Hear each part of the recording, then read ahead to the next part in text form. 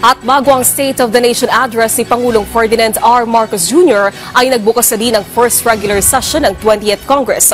Una nating alamin ang update niyan sa Senado at naroon na ating kasamang si Daniel Manalastas live. Naomi, nagpasya na nga ang mga senador at mananatiling Senate President si Senator Francis Cheese Escudero sa ilalim ng 20th Congress. 19 na mga senador ang pumabor dito. Tumayo si Senador Joel Villanueva para i-nominate si Escudero na manatiling Senate President. Sinigundohan naman ito nina Senador Ronald De La Rosa, Senador Sherwin Gatchalian at Senador Raffy Tulfo.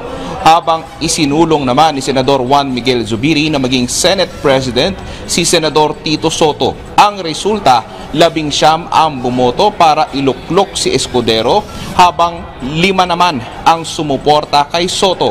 Si Senador Jinggoy Estrada naman ang naluklok bilang Senate President pro tempore, habang si Senador Joel Villanueva ang Senate Majority Leader at Chairperson ng Senate Committee on Rules. Napakarami pong sinalag ni Senator Escudero para protektahan ang ating minamahal na Senado.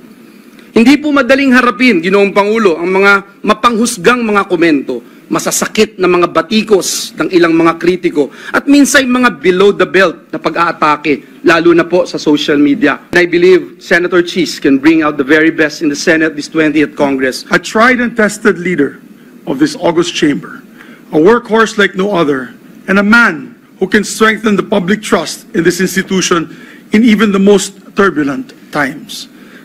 No other than Senator Vicente C. Soto III.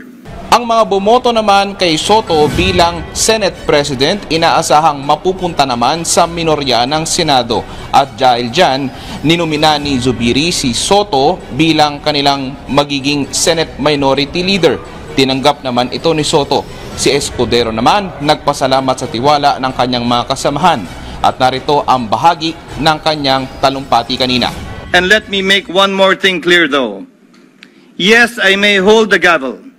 I may preside over sessions, issue orders, and signal the start and end of debates. But this Senate is not mine alone to lead.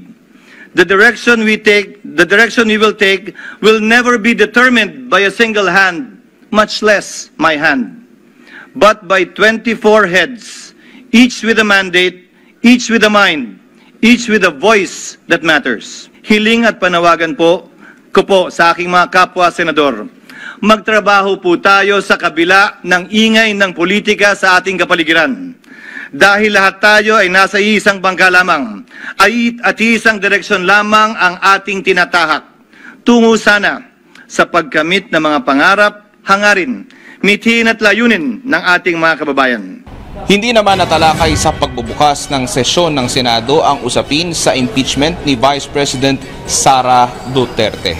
At samantala, Naomi, matapos nga magbukas ang sesyon ng Senado kaninang umaga para sa 20th Congress, inaasahan namang magtutungo ang mga senador sa batasang pambansa para makinig ng sona ng Pangulo. Naomi?